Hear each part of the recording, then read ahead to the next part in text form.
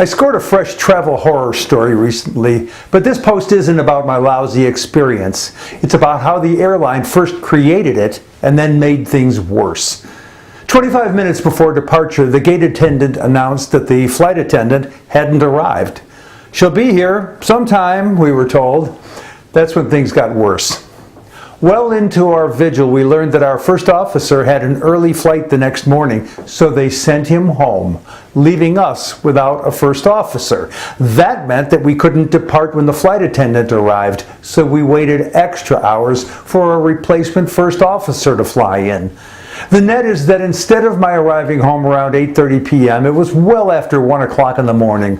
All of that happened not because of weather delays or a maintenance issue, but because the airline couldn't properly staff their flights and had not created a reasonable backup plan. And things got worse again. The rather bloodless apology emailed to me refers to the airline as many times as it does to me. There's a link to their online automated token of appreciation gifts where they maintain the ratio of references to themselves. Plus they hit on me twice to get me to book a flight. That's not counting that their tokens of appreciation are only good toward a small portion of the cost of future flights. The airline sent an email 2 days later requesting feedback. Although they took me through the not happy track of their survey, they closed it out by telling me that they're looking forward to my flying with them again.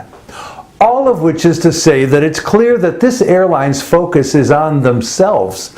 I was the customer that day, and oddly enough, I think their focus should have been on me.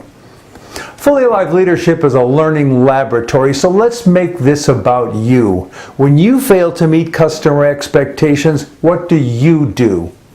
Tip for leaders: don't do what this airline does. I'm Jack Alschuler.